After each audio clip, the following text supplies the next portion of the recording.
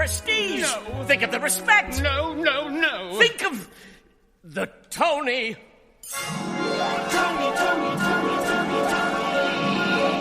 Hello, all you theater lovers, both out and proud and on the DL, and welcome back to Broadway Breakdown, a podcast discussing the history and legacy of American theater's most exclusive address, Broadway. I am your host, Matt Koplik, the least famous and most opinionated of all the Broadway podcast hosts, and joining us again today are friends of the pod, friends of the BPN. You know them from their own podcast, Half Hour. Please welcome back Jeff Malone and Richie Grasso. Hi, guys. Hey. Good morning. Good morning. We were all saying before we were recording, everyone, how we all had very lovely nights the night before, and our voices have taken the toll today for this recording. So, Yes. but Yeah, these lovely listeners get to hear very gravelly, low tones today, very manly from me anyway. Very manly. yes. Well, by the end, we'll be like chipper. Yes, exactly. Everything will have woken up, and by the time we get to the end of it, it's gonna be like, oh my God, we're up here. So we are doing Tony predictions. This is sort of probably like the last Tony prediction episode that's like kind of anywhere near far-fetched, because after this, the next prediction episode is going to be closer to the actual nomination day. I'll have seen everything by then, or at least most of the things, and everything will have opened, so we'll have a better idea of stuff. But yeah, today we are doing nominations in some major categories and combining our thoughts on shows that we've seen already, shows that we've gotten buzz about, and just intuition on shows that haven't even started. So thank you for coming and showing us your butts, guys, with this. Yeah, we're happy to be here. We We're love excited. early predictions. Yes. Let's go at the tippity toppity and do best musical. Just get the big gun out of the way. Wow, that's a big one. All right, where It should we? is. Well, so as is the case for every season, I think since 2016, it's 5 nominees because we have 9 or more potential contenders. And so when it's less than 9, it can be 4 with a possible 5th, and when it's more than 9, it's 5 nominees with a possible 6th. So with that said, who are your guys' 5, and do you have any that you're feeling maybe weak about, and what you might swap them out for? Oof. All right, do you want to go first? Sure. I'm going with, on this one, definitely maybe Happy Ending. Definitely Dead Outlaw. Mm-hmm. Just in Time, I think, is gonna get in there. And then I'm like teeter-tottering back and forth. Buena Vista Social Club, and I'm gonna throw the random one in here and say they'll give Operation Mincemeat nomination. I would say I'm similar, except I do think that.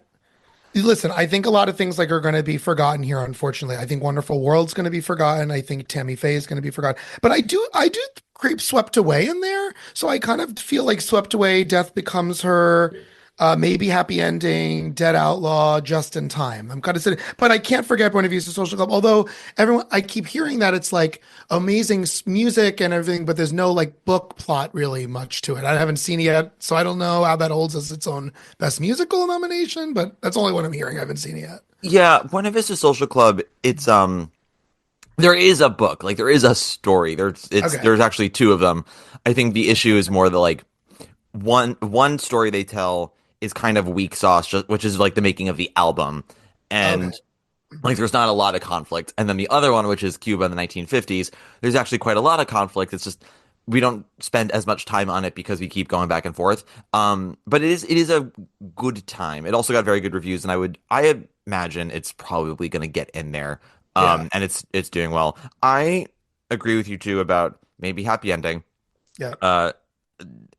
It just sounded interesting in my head when Jeff said definitely maybe. I was like, definitely maybe. That's I think that's a rom-com. Definitely maybe. Definitely. So yeah, maybe Happy Ending for sure. I'm gonna say Dead Outlaw as well. Really enjoyed it off Broadway. People are excited for it to come to Broadway. I think Operation Mincemeat is probably a lock at this point. It was reviewed quite well. Not as well as I think some people were hoping, but about as well as I expected, which was it had a couple of raves and a couple of mixed. It had 1 or 2 pans. So I don't consider it necessarily a front runner for the award, but I do think it's a lock to be nominated. So I think it's those three. After that, I'm sort of on the fence about a couple. I have Buena Vista Social Club in here. My new like curveball for my fifth slot is Old Friends at Manhattan Theater Club. I'm so confused on what the eligibility is for that because is it a review? Is it not? Is it a original new musical? Is it not? There's like all this. I don't know exactly how the Tony Committee is gonna not like I just. think they're gonna view it as a musical in the way that like Ain't Misbehavin' was a musical. Like it is, or After Midnight, like it is a review, but it's a new review of stuff. So it's not a revival. It's a new perspective and all that. And I believe it was eligible for musical at the Olivier's as Oh, well. okay, Yeah, okay. but like yeah, they might deem it ineligible for some reason. There's been some weird choices this year with eligibility, but I'm off of my gut that it's gonna be eligible for musical. And from the word I've heard about it, I'm gonna put it in there, especially if one or two cast members get nominated, which I will get to in a second. But yeah, Yeah, that's my curveball right now. I think that the other two sort of knocking on that door, being like, "Hey, we might get in there," are Death Becomes Her, and possibly Boop. Boop. um, By the time this episode comes out, I will have seen Boop. okay. That review will not be coming out for a few more days, but there's been a line drawn in the sand from people about Boop of like how they feel about it. And it's like there's like And I think there are one most or two like people, deal breakers for people about it. I feel like we haven't seen it yet either. But most people have been saying like, "Oh, this is actually surprisingly fun and enjoyable, and I'm liking this better than like Smash." And I don't. And that's a whole nother conversation because we didn't. No, none of the three of us just mentioned Smash. No. So like that's very interesting to me. Yes. Yes, I'll be seeing Smash the upcoming Saturday after this episode. Okay. Again, Smash is another one. Like it's far less divided than Boop, but like I have had one or two people be like, I don't know what everyone's talking about. Smash is so much fun. Interesting. Boop is a little more like I've had some people be like it's a blast, and some people be like it makes absolutely no sense. Yeah. But Yeah. there's one thing that everyone's in agreement on, and we'll get to that later. But yeah, like I don't know. Death Becomes Her, I think could happen just because it's a big musical.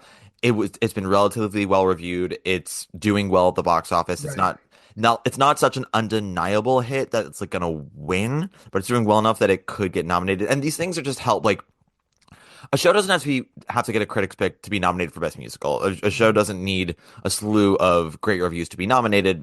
Just look at, Wicked, but Right. yeah, when the critics kind of deem a musical or a play good, it kind of helps the Tony nominating committee lean towards things sometimes. Like it just helps with momentum, it helps with buzz, and some things that they might be sort of on the fence about. It's like, oh, we have permission to now. Like if Oh Mary was not a critical and commercial hit, I don't know if we'll get this with play, but I don't know if it would have been the front runner that it is for best play because the play itself, is the quality it is. But the Yeah. fact that the critics were all like, "No, this is great," the nominators can be like, "Oh, we have permission now." Like this is Yeah. And another conversation because that's almost like a shame in the industry is like we sit here wondering, well, if the box office is good and the critics are giving a great, I guess we should go nominated versus like why did the industry become that? It's a whole nother podcast It's for another every day. industry. But it's just a shame that yeah, It's music not just the right. Broadway industry, it's every industry. yeah. I think people want to have a popular thing in there for sure. And I with Broadway, I think it's a little less cynical with Broadway than it is with say like Hollywood because with Broadway we're all here. We're all here to experience it. When something's popular, you can feel the hype around it, you feel the buzz, and that kind of makes you like giddy in a way. We're like, oh great, like down the board, like all these nominations. And then it's only until like 6 months later where we all go, we have like buyer's remorse and a little bit of a hangover, and Right. we're like, oh, did we Right. have to nominate all those things? Hollywood, it's a bit more of like, well, we must nominate Barbie and Oppenheimer because we want people to watch the fucking Oscars. Right. Right. But yeah, I hear you. I hear you. I wish that we could just sort of acknowledge things that were good, whether they closed or weren't. But it's recency bias is such a thing, and popularity is such a thing. It's like sometimes you can't, no matter how hard you try, you can't really compete with the energy a show has like in the present. You have to. Well, I do agree that I think it might be a little bit harder with some of the stuff that's from the fall, though, because you do have some of the big musicals coming in at the end where you do have Old Friends, you do have Just in Time, you do have Real Women Have Curves, and you have Dead Outlaw, all kind of in the like fresh off the market singing for like voters to be like, oh, I just saw that. Yeah, fresh off the conveyor belt, and I was like, oh my Yeah. God, yeah. And if Dead Outlaw works in the long and clear, that's super helpful for them. We'll see what happens Yeah. with Real Women. I have no idea what to expect of that thing, Oh but yeah, right. yeah, I'm surprised both of you are so up on Just in Time. I know so little about it. I just know that I know a couple people that were or that posted or that were at the invited dress last night. Like that's how Mhm. early on we're in with this and are raving about it. But I Mhm. don't know if those are like friends of cast and crew that like are going to now start. Who knows? Because it was an invited dress, so obviously those are like close people to the company. But I have heard that this is an extremely immersive. I don't think this is your typical glossy jukebox musical. From what I'm hearing through the Mhm. interwebs, so who knows? I could be way And if you're off. getting that Alex Timbers at the right time, not when oh God. Oh, Here Lies Here Love. Lies Love opened, and Yeah. now you're getting this, and you're getting Jonathan Groff also. I think people are gonna be like, "Oh yeah, love it." Yeah, I think the other thing about Just in Time is that not a lot of people know much about Bobby Darin. Right. He's kind of like the non-equity Frank Sinatra. Yeah, Um, well, kind of. But you know what's interesting is he had like a pretty short life, and he was yeah, pretty famous for the life that he has a couple huge hits. So that's why it's interesting to see like how they're going to tell this story. yeah, Mhm. but I think because there's not a lot of expectation for a lot of people, like, oh my God, what are they going to say about Bobby Darin? It's a lot of people just going for Jonathan Groff. Yeah, they might have like a pleasant surprise of, oh, like what interesting twists and turns. Right. The question is, of course, with this bio jukebox musical, how much of his life are they going to be honest about? Because the estates now produce these things, so it becomes sort of like he was a workaholic, and fame made him not a mean husband, but a bad husband. And you're like, Uh, okay, or, okay. or he could take the wonderful world approach, and we could just talk about his 5 wives for 2.5 hours, and barely about his career, which is literally what Wonderful World was like. I Which I know. don't see Wonderful World showing up anywhere, by the way, on these unfortunately, I really don't.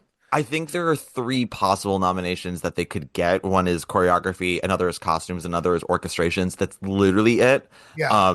And even then, like I'm not sitting here being like, oh, it's gonna happen. I'm sitting here being like, it could, it could. Yeah. Right. Which is a shame because they're like two of those wives I would put in featured actress Oh yes, they day. were amazing. I know which two you're probably talking about, and I Yeah. think James Monroe worked it hard too. But I think he might be forgotten now with all the leading men coming. Yeah, I think he's absolutely going to get forgotten because it is an onslaught of leading men and the way that that show works just his character was the least interesting one. And Right. that's not what you Right. want. Which is a shame. Yeah, so and we'll move on to that in a second. Yep.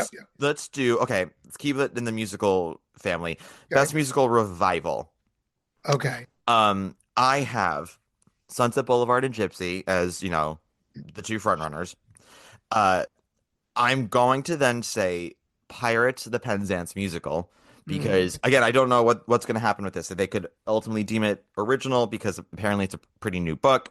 They could keep it as a revival and make the book eligible, which they've done in the past with things like Cinderella and Flower Yeah. Drum Song. So I'm gonna say we're in a world where it gets deemed revival with a new book. So I'm saying that, and then I'm also gonna say Floyd Collins or the possible from the things I've been hearing from the first preview or two, I have an asterisk next to that and could swap that out with Once Upon a Mattress, but we shall So see. I said the same things, and I thought there's a high chance that Once Upon a Mattress gets almost completely forgotten here, Mhm. because it's just was such a short run long ago. Yeah. But my question is, I guess, what do we usually have, four? Yeah. This is gonna be four because it's I think six contenders, so it can't be five unless there's a tie somewhere. And last 5 years and Floyd Collins having off Broadway runs deems them revival then. Yeah, they're both coming in under the classics rule. Yeah, yeah, right. So I mean, I kind of agree with what you're saying with that. I mean, I definitely think obviously it's Sunset or Gypsy is sitting at the top. Yeah, which is fine. I really wanted Floyd Collins and Pirates to really fuck shit up. Yeah. I wanted both of them to be incredible so we could just like Yeah, yeah, so this could really be a race because my thoughts on Sunset and Gypsy have been made very clear on this podcast. I yeah, have my pluses on both, my minuses on both. I'm more right. up on Sunset than Gypsy, but Yeah. neither revival is one where I'm like, oh my God, revival of the century.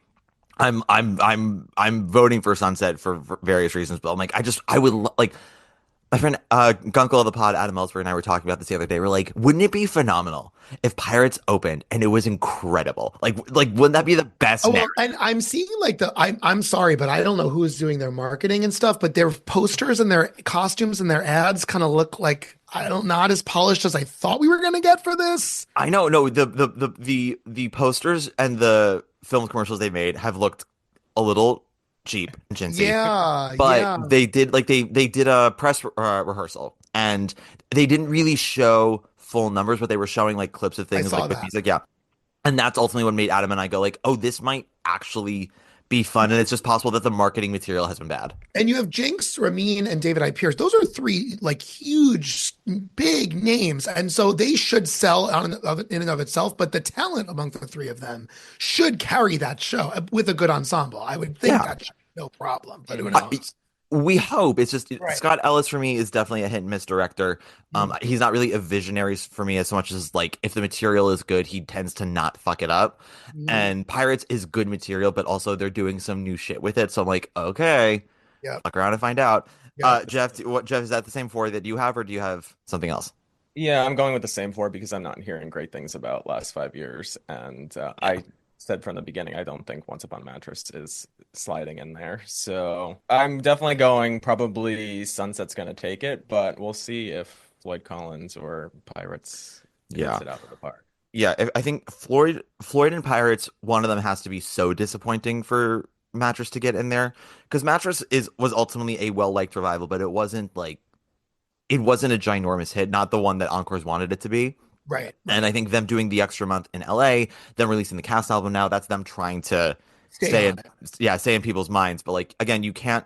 It's hard to compete with shows that are about to open and like just play in front of people, right? So, And other than Gypsy, that's the only other golden age. And I always think sometimes how I don't know how Tony voters think. Like usually we have a lot more golden age, and usually there's a big golden age Lincoln Center revival sitting in there too. So other than Gypsy and then this short mattress, and I guess Pirates is I don't even know where you put that, but yeah, there's not like a ton of the R and H Lerner and Low. There's not a lot of that this year, and actually not even really looking like that's coming much next year too. Which I could have a whole nother podcast yeah. on about golden age revivals. We'll talk about that in another. Listen, as we continue heading into the 21st century, shows from the 80s and 90s become the revival market. Yeah. So I get And we it. had like the Love Life this weekend, which I know it's not eligible here, but that was a nice glimmer of golden age moment. Yeah, So my review for Love Life will be out by this point. But yeah, I mean, I Love Life at Encores was not a perfect production or show by any means, but it's exactly what I want Encores to be doing more of. yes, which Yeah. is like that glorious score that we haven't heard in 77 years with Brian Stokes Mitchell and Kate Baldwin's glorious vocals. Like that's what encores I always think is. Yes. And instead of Exactly. like, the let's just revive Wonderful Town for the sixth time. I think it's the fifth or sixth time Wonderful Town. So like, God okay, bless them. cool. Who doesn't love Wonderful Town? I mean, I like it. It's not like the best show, but it's I guess throw that in every 10 years. And we know that it works. The thing like Love Life, Yeah, it does it's a work. fun Right. experiment because we watch it and we're like, oh, Love Life doesn't really work, but it's fun to see. And Yeah, there was moments, but exactly. Let's go with Play Revival. yeah. I currently have Glengarry Glen Ross, Eureka Day, Yellowface, and Our Town with a possible Othello upset. Not because Othello has been getting such glorious reviews, but because everyone's been saying like Othello is aggressively fine, and they might shun it because of the ticket price situation, but they're trying to redeem themselves right now because the moment all the reviews came out, they're like, oh, by the way, we're like 10,000 New York City school kids are going to come see Othello now. Oh, like we now have announced a new lottery. Oh, by the way, like we actually dropped the ticket prices for June. It's like, Yeah. we know you guys are trying to make it seem a little less cash grabby, but it doesn't super help your case. But those are my four right now. I would say, I mean, I would put Glengarry Glen Ross definitely. I would put Othello definitely. It just seems like an easy shoe in right now. Mhm. I would slot that. You know, I Our Town, sure. Maybe I love that place so much. And Oh, let me be very clear, Richie.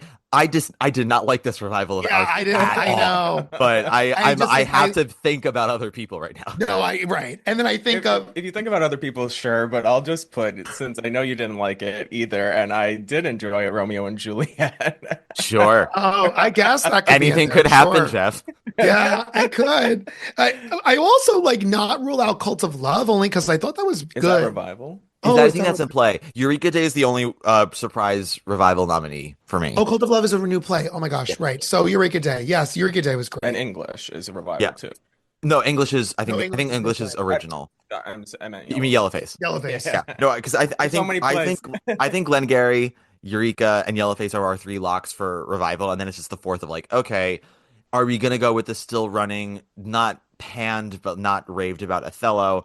Are we gonna go with like the Romeo and Juliet that kind of was panned but was a big hit? Are we gonna go with Our Town that a lot of people really didn't like, but Jesse Green's like the one outlier yet again? With Redwood, same thing. It's like and he was the only one that didn't like Dorian Gray, which I don't get that. Well, so Which we'll I talk. read his review of Dorian Gray and I agreed with it a bit. Like I was more up on the show than he was, but like everything he said, I was like, I agree with you. I like it a little more than you did, but like you're not wrong. But this is the problem with him fucking doing things like giving critics picks to Redwood and Our Town, and like people don't take his Dorian Gray review seriously anymore because he fucking wasted two critics picks on those Yeah. pieces of shit. Right. And Right. I'm like, if you didn't get, like, if you did not give Redwood a critics pick, people would actually read your Dorian Gray review with a little more insight. Correct. And I'm 100%. hoping, I hope he has such buyer's fucking remorse about that critics pick for Redwood. I hope he gets shit for it every day because Yeah, he needs because to know that that was such a fuck up. I don't Yeah. think I watched the same show he did. Truly, I've never seen a more opposite review. Sometimes I can read his reviews and say, "Oh yeah, I don't really agree, but I get a little bit of that." No, I was like, not one sentence of this review makes any sense. I read it too. I was like, what show did you see? But I felt the fucking same way about. Oh no, Our Town. I understood how he felt, the way he felt because I was like, oh, this is a production that did absolutely nothing with the text. They had like one idea, which was casting and like everyone doing prayers at the beginning of the show, but like everyone in that cast was in a different style and production of Our Town, so it clashed like a motherfucker. Yep. And Jesse Green was like, never before has it felt so current. I was like, you're seeing what you want to see, motherfucker. Like, what are we Yeah, doing? yeah. But that's And that was a shame with It's that like play. Kenny always starts with an idea and then he doesn't finish the idea. It's like, yeah. But he's got 3 plays this season, so the odds are in his favor that he'll get nominated for something here. I don't know if Kenny's gonna get nominated, but he definitely has a production who will get nominated. It's Right. like it's between Othello and Our Town. I think Our Town might be the best bet, but we'll see. I'm supposed to see Othello at sometime in April, so we'll see what happens with that. We're But, going to that in a couple weeks too. yeah, Yeah. I've said it before. Like my thing with Kenny's, I think Kenny's really good at casting and sort of and then knows how to like hone them in to the production. But I don't find him again a visionary director. Mhm. And what was so crazy about Our Town was I was like, oh, I actually think you cast this incredibly poorly, and it's the first time I felt that way. But yeah, I don't know. We'll see what happens. So did I love say Katie Holmes, huh? Our Town. You guys say Othello. Right. The Kenny Leon slot. We're seeing what's happening. Right. And he'll probably have 3 more shows next year too. So Yeah, I whatever. say- It's fine, I say it's fine. Romeo and Juliet. Oh, you said Romeo and Juliet. Oh yeah, Jess said Romeo and Juliet. Okay, so let's do play, and then we'll go into all the performance and other shit in just a second. Okay, so best play. I have at the top. I have O'Mary, Purpose, and English. I have those sort of locked in and unmoving. Mhm. A new one I have is John Proctor as the villain. Mm. A play that I have said multiple times on mic sounds like my biggest nightmare. The premise of that show sounds awful to me. Yeah, yeah. Bunch of Gen Zers / Gen Alpha in a classroom talking about how the Crucible is problematic. I'm like, shoot me in the face. That Yeah, sounds right. But you have Danya Tamor directing, which to me saves it because I think that's one of the greatest directors we have right now, and so I Same. think there's a saving grace there. I think. Well, that was ultimately what made me go like, maybe this won't be terrible. I really like Danya. This will be my 3rd Danya show at this point, and if this works for me, then I'll be locked in for Danya forever. Correct. Like I will. She'll obviously have a flop in the future. We all do, but like Right. I will always come back to her. But Yep. the word of mouth on it, even before it came to Broadway from friends, was like, no. I attended a workshop. I attended a small production, regional production. It's really good. And then word from previews has been that it's really fantastic. So I am looking. By the time this episode comes out, I will have seen it. The review will be coming later. I'm now officially intrigued by it. I'm no longer hateful towards it. So I'm Yeah. putting it in here. And then my fifth one is Hills of California with an asterisk on it, and could be swapped out for Cult of Love, which 2 months ago I would have thought Hills of California was a lock, but I don't know. I think maybe that could be vulnerable to Cult of Love, but I'm ultimately giving the edge to Hills because Jez Butterworth is very well liked. He's a Tony winner, former Tony nominee as well. This will be his third nomination, I think, fourth maybe. People like Sam Mendes. It was well received. It's a British import, and British imports tend to get a nomination in musical revival and play, even if it's just the one slot. So that's my five. So to me, Oh Mary, Hills of California, English sit at the top. I do throw Cult of Love in there. And I'm going to say something. I'm not hearing Good Night and Good Luck is based on a movie, but it would be considered new play, right? Yes. Okay, so I'm hearing not great things about the actual play, although I don't know if because it's so starry that they'll throw it in, or maybe they'll just throw George a nomination. I don't really, they're gonna throw it something, I think. Hmm. I don't really know where that sits per se. Also, I don't know. This is gonna be unpopular opinion. I really liked McNeil, but I know a lot of people didn't, and so I don't know if that gets it might be forgotten at this point. Yeah. I just thought it was something really different, and who knows? I don't know if Robert Downey Jr. is even getting a nomination for that, but I don't know. We'll talk about that with actor because I'm glad you bring that up because yes, I have discussions about McNeil and where it could possibly pop up because the word on McNeil that I keep getting, it's sort of like a herpes outbreak where it's like everyone mostly feels one way about it, and then like every couple of weeks, two or three people are like, you know what, I kind of liked McNeil, and I'm like, Yeah. oh, that might happen with nominators where it's like just enough people are like, I kind of liked it. I'm gonna throw it a bone here, and we'll see like some surprise nominations for it. And one other thing I'll say before I go to Jeff's is it's in the history of Tony wins. It is rare for a comedy to win Best New Play. We just know that from history. Most of the times it's a drama. Comedies have won before, obviously, but it's mostly dramas. So for Oh Mary to win, like to me, I just think Oh Mary should win. This is the year for Oh Mary to win. And let's just stop with all these star-studded. Let's just put Oh Mary as the win. I that would be a bold thing and a great thing, and I think that would be great for just playwriting in general. That we have this like absurdist comedy winning the best Tony Award for best play. I Yeah, don't know, you know. So absolutely. He's like, I have an opinion. I know that's just me, but anyway. I'm definitely also going with Oh Mary. I'm going with Hills of California and English. Mhm. I don't know if Purpose is gonna get nominated. I would like to see Really? it get nominated, but I don't think I think Purpose starts off really strong and then it doesn't fully end as strong as it started. Um, with the buzz that I'm also hearing with John Proctor, I think it could get nominated, and I also think that Stranger Things is gonna get Oh nominated. yeah, completely forgot about Stranger Things. Interesting. Yeah, I've heard really amazing things about Stranger Things' is production value. I've heard less good things about the script, but that could be like sort of a Harry Potter situation and a War Horse situation where it's like we're nominating the production. If I had my way, I would also put Job in here, but I know it's not going to get nominated. Yeah, I think Yeah. Job has a chance for two nominations, and Yeah. only one of them is even really possible. But um, yeah, I think Omeri and English are absolutely locks. Both of which are, by the way, like they are genuine comedies. English is a much more like humane and nuanced comedy, but it is ultimately a comedy. And I hear you, Richie. Like it has been a long time since like a just general comedy has won. I think the last time was probably God of Carnage, Yeah. and there's always like a little bit of backlash when it happens because like what's the importance of it? What's the messaging of it? And I think but I think Mary's weirdness and queerness is really its Yeah. importance, and it's not necessarily the play itself.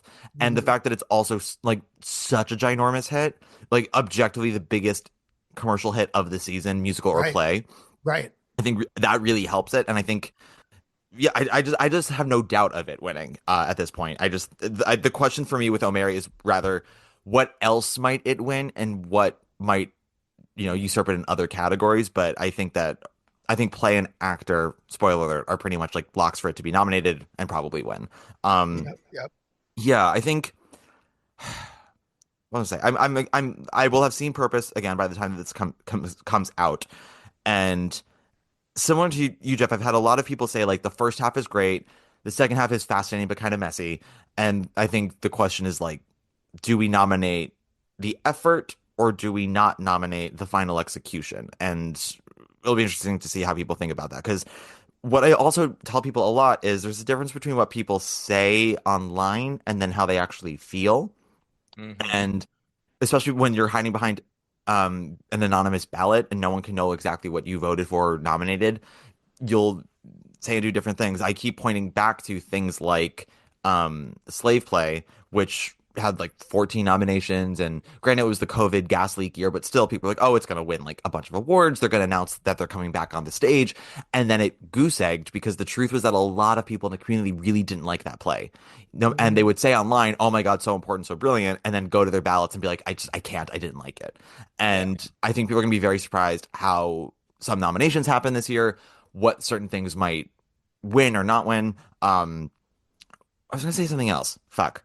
Oh, But the I, star-studdedness of it all.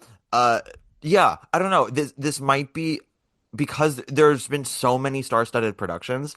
Some people will get nominated, but it also can sort of be a concentrated effort from nominators of like we are going to reward the people who put their money and their merit behind actual gambles and not George Clooney at the Winter Garden charging Mhm. $500 a ticket.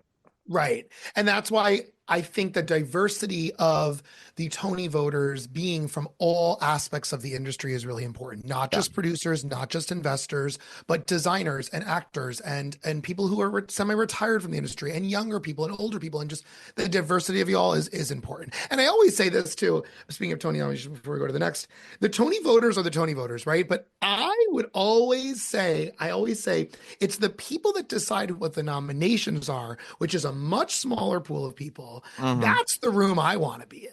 I want to know what those, I think it's 20 people or something. It's not a lot of people compared to like the 100 or whatever of Tony voter, but it's a small group of people that decide. Did you all go see Home last year in June? And are you talking about Home? Or are you just one of the 20 people that's only talking about the George Clooney? Like, that's really where I think a lot of decisions come down to. I don't know. Yeah, no, listen, I have known Tony nominators of yesteryear, Yeah. and obviously, like everyone has different um methods. But the one who I like, my step grandmother used to be a Tony nominator, and she took it very seriously. Yeah. And I would sometimes see things with her, and like she was like, "You can tell me what you thought. I will not tell you what I thought." But she like would go home and write down all of her thoughts in like a Word doc, and sometimes she would come back to it throughout the season. But that way, come April, if she needed sort of a refresher on things that she saw in September, she would go to the doc and be like, "Oh, right, I thought this. This is what this was about." And she kind of would write down the elements of the production that stood out to her, so she would remember it come April, like, "Oh." Maybe like I did really love that performance in that play. I'm gonna make sure to give it a nomination. And we see that sometimes. Things like Cost of Living getting like three acting nominations, even though it had closed in February, right? Right. And I think when something's super far away early in the season, it is easy to forget about it, but also only if it's forgettable. Like Yeah. Here Lies Love did get a fair share of nominations when the Tonys happened last year. It would have had more if it was still running, but I think the fact that it got what it did showed that it had some staying power.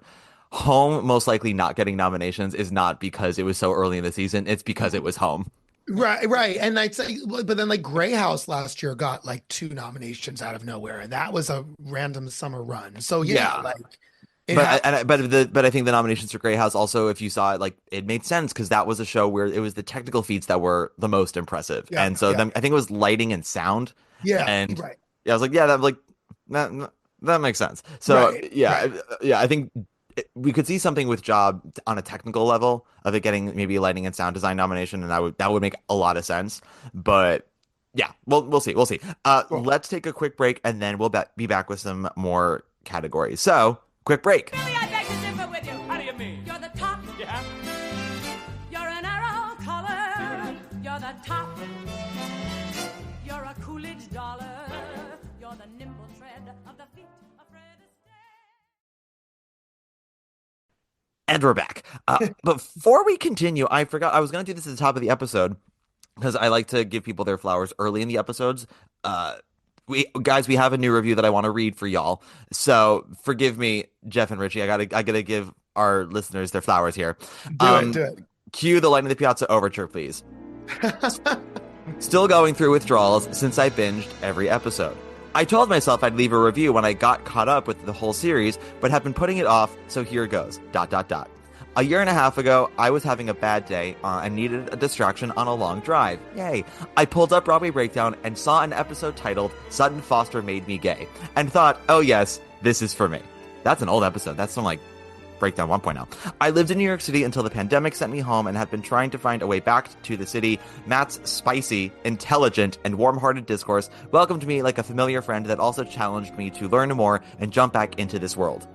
I am happy to report I've been back in New York for a year, yay! And the pod has evolved from road trip buddy to subway companion, accompanying me to the Lincoln Center archives, woo! Rush lines and rehearsals for my own shows. Yeah, your own shows. What a treat it is to be consistently educated and entertained while also getting to participate in the analysis of the current Broadway season. Matt, you're a gem, and I can say from experience that the pod is touching people's lives. Keep spreading your smile/Sally Murphy/Judy Kuhn inspired gospel, and the disciples will keep following the theater rabbi that you are. Is it because I'm Jewish? Is that why we're saying theater rabbi? Thank you for the hard work you put in, for the humble honesty, and for making us theater nerds feel seen. Heart emoji. I will always spread Judy Kuhn gospel and Sally Murphy gospel. That needs to be heard from everyone. Thank you so much for that one, guys. I really appreciate it. That's so sweet. Yes, they write nice reviews. Yes, Jeff has to be blamed though for my new onslaught of reviews, because I told them, I said, guys, I'm gonna be submitting to the Theater Guild to try to be, or the Broadway League to be an official press person on their list, and I need more reviews so they take me seriously. And I only knew about this because of Jeff. I knew that the Broadway League was something you could apply to. So thank you, Jeff, for my onslaught of new reviews. Now we have to start. And everyone come review us too. Yeah, but only if Jeff and Richie deserve it, you guys. Yeah. All right. Yeah. No. Go listen to their podcast and give them reviews too. Okay. So we done play, musical, play, revival, musical, revival. You guys pick next. Do you want to do actor, actress, featured actor, actress, play, musical? Oh, let's do. Should we just go right into leading ladies of musical theater? Let's do it. Let's do it. This is a really tough one. So, okay, best leading actress in a musical. Okay, this is tough because these categories, like what it was supporting last year, 8 women in the supporting. Like I think 7, but yeah, it was a lot. But we're averaging 4 to 5. It's minimum 5, and then there can be ties. So we'll see. There might be some ties this category. All right. So there's so many. In no particular order, because I'll tell you who I think should win, but in no particular order of the nominees, it's Nicole Scherzinger, it's Audra McDonald, it's Jasmine Amy Rogers and Boop, it's Idina Menzel, and it's Megan Mullally. Oh my God, Megan Mullally, not Megan. Megan Hilty. Hilty. I throw Sutton in as the asterisk because I do feel like it will be a forgotten performance of Once Upon a Mattress, even though I loved her performance, but I just don't think that's sitting with how stacked this category is right now. I don't know if she's going to be remembered there in a way. And I did not enjoy Idina Menzel's performance at all in Redwood, but I actually do think she'll get nominated. And I think I'm not putting any of the Smash women in here because I don't know why. I feel like maybe this show may not even last. I just am not hearing many good things about it. But I mean, to me, it's obviously between Nicole and Audra, and it's going to be neck and neck down to the minute with those two. I really think it's going to be a very close call. And personally, I think Nicole could come out over Audra on top for it. Yeah. Just irking by at the top. And that's kind of my thoughts on that. I agree with most of those, but I think that Adrienne Warren's getting nominated over Idina Menzel. And I did not write her name down, but who is in maybe Happy Ending again? Helen J. Shen. I think she could also slide in with a nomination if we're going over 5. But I don't know who is leading in Buena Vista Social Club or Real Women Have Curves. But I also would Bernadette and Leah Salonga, and would they be leading? I don't know what they're going to get put in for. Yeah, that's the question, because Bernadette and Leia are both above the title in Old Friends, but from what I understand, it is very much an ensemble piece. And Bernadette and Leia have the most material, but they're not from what I understand, they're not lead performances. So we'll see what happens there. If the Tonys continue to put all of these women in lead, it not only overstuffs leading actress to the point that who the fuck knows who's going to get nominated. It then makes featured actress a desert. I know. Which will annoy the shit out of me. I think that Natalie Venetia Belcon is absolutely a featured performance in Buena Vista Social Club. Okay. Her character is central to the story, but I described it as like the Notebook movie, where yes, Allie is the main character, but Gina Rollins in the movie is supporting to Rachel McAdams' lead. Very different from the stage show version of Notebook, but that is how I view the stage version of Buena Vista Social Club, where like Natalie is supporting to her younger self, in my humble opinion. The producers might want to put her in lead. Everyone's like, well, she's on the poster and all this other stuff. I'm like, yeah, I'm like, she's central to the story, but she's on stage less than half the time. She doesn't even get the final moments of the show. That goes to somebody else. So I would love to have Natalie in featured. My 5 are Nicole and Audra. Jasmine, Amy, Rogers. I think those 3 are just like those are locked in. And that's the thing about Boop is like everyone has said, even those who haven't cared for it, everyone has said that Jasmine is an absolute star. Incredible. Yeah, and like she the whole reason to see it is to see her and to witness a star being born. So that's exciting. And the Tonys love ingenues. I mean, who won last year? Yeah, Malaya Joy Moon. Yeah. Right. I mean, it goes back and forth. Like it goes back and forth between ingenues that were like investing in to have like long careers, like a Sutton in Thoroughly Modern Millie, Malaya Joy Moon in Hell's Kitchen, Heather Headley and Aida, things like that. Even like Miles Frost and MJ. I mean, look at that. I mean, yeah. Well, leading actor, it's a little trickier. Similar to the Oscars, it's rare that they give the young boy in town the Tony for it. Right. And when they do, it's usually for something like a bio musical like MJ or Jersey Boys. But they do also love an established star giving an established performance. And in a lot of ways, like Nicole's kind of both of those things because it's her first time on Broadway, but she is an established name at this point doing an established role. So she is both like, welcome to Broadway, Nicole, and also like, you're finally here. So it's got a lot of that. My final 5, if I had to lock it down to 5, this is where it gets tricky because Jen Samard and Megan Hilty are both considered leads for Death Becomes Her, as they should be. Are they both? I was wondering if Jen would be supporting, but I guess they would both be leading, right? I know that the producers of Death Becomes Her petitioned her for featured. And the Tonys decided no. The Tonys said they're both lead. Artistically speaking, that is correct. They are both leads. But they're trying to get them any nomination. Exactly. Like we went from both of them being locks in separate categories to like they could both not get in now for lead. Which is unfortunate because like Jen would have fucking won if she wasn't featured, but whatever. Right. It's fine. It's fine, Richie. It's fine. I'm not mad about it. It's fine. For her win. It's time for her win. We've been waiting for her win. Yeah. It's also time for Jeremy Jordan's win, I think, but that's the next category. Well, yeah, we'll discuss that in a second. But the question is, if Death Becomes Her gets nominated for Best Musical, I think they're both getting in here. It's in the same way where I think there are people who say, oh, it could be that Sunset wins Revival and Audra wins Actress. I think whoever's Revival wins is who wins Actress. It's especially with these productions, it's so hard for me to have people watch Sunset and vote for it and then not vote for Nicole, and for people to watch Gypsy and not vote for Gypsy but vote for Audra. Right. It's like if these productions are centered around their lead performances, and if you think that the production doesn't work, I don't understand how you can then vote for the performance that it's living off of, or to think that the production works but then not vote for the blood vessel that's giving it life. So that's why I'm giving the edge to Nicole. Just I have found more people have enjoyed Sunset, have found that it works because of Nicole. More people I've spoken to have not enjoyed Gypsy. Some have enjoyed Audra, but it's more sort of been like, didn't like the show, liked her, or loved her. But that winners we discuss closer to actual Tony Day. And you also wonder if Tony voters are sitting here saying, Audra's got a ton of Tony Awards. Does she really need another? Here's an opportunity to give someone else. Not that it's about that, but I wonder if Tony voters are sitting there pondering that. Yeah, it's. I think people are questioning what is historic here because it's the Audra's doing Gypsy. That is something for the record books, whether you like the performance or not. Just that happening is for the record books. So are we going to acknowledge that? A 7th Tony win is extraordinary. That would be a moment, but we've already broken the record. So it's not like it's technically speaking a new record, but it's not as big as like, oh, she's officially the most Tony winning actress of all time. She already is. So now we're just like adding to the pile.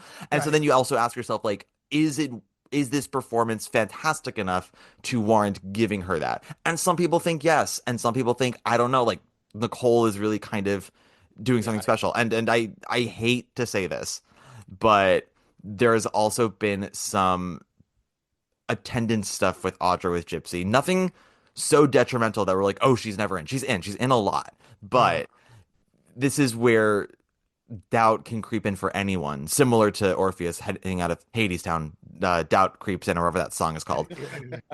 People who are like, well, can she handle it? Is she right for it? And then anytime Audra calls out, it's a double standard, but anytime Audra calls out, and she's called out a few times, people go, well, we all kind of thought this role was out of her depth, and she's kind of proving it to us. And yes, it's a double standard, but also like, and Nicole has an alternate every Tuesday, but Nicole has yet to actually call out of Sunset. True, that is true. She's not yet called out, and Audra has. And I then wonder. she just added the alternate dates back in. Like I think she's doing Well, Tuesday. they switched up some of the dates for the end of Mandy's run, because I think they're trying to get more Nicole performances in before the Tony, so everyone can see her. Yeah. So we'll see about that. But I think that's smart of them. Of like, we don't want to limit the opportunities to see Nicole before the Tonys because we need 800 people to see her. Um, Yeah, I feel like with Audra though, I put this out there that I don't think compared to her other work, this is on par with what she's won the Tonys for. I agree, but there are people who disagree, who think this Right. is like the best thing she's ever done, and I don't want to take that away from them. I just am not the two times I've seen it, and I did see, guys, I saw it twice. I went and Yeah. saw it, and then I went back because people fucking guilted me into giving her a second chance, and I watched it. I was like, I love a lot of what she's doing, but I don't love all the things she's doing, and that's okay. Our divas are people and they Mhm. are artists, and they're gonna if they're great artists, they're gonna take big swings, and sometimes they're not gonna hit the ball, sometimes they're gonna miss, and that's okay, or they're gonna like skim it, and that's okay. Yeah, but we're not even talking about winners here. Like I just think Yeah. that Audra, Nicole, and Jasmine are locks. Megan and Hill and Jen, I'm putting them in right now, but also my asterisks are like Helen J. Shen could get in there. She is the female lead of the front runner for best musical right now, and again, it's tricky to nominate Darren and not her when they are so dependent on each other in that show. I think Sutton is pretty much out of this running. I think the show was too Yeah. long ago and isn't so beloved. I do also think Adina's out of the running, but yes, she could absolutely pop up. People like her. She's carrying that show, but people just don't like that show. Uh, Yeah. Yeah. yeah, and But she just then announced like extended till the end of mid-August or something. So I was like, oh, she must really think she's going to be in this. Marketing, darling. Yeah.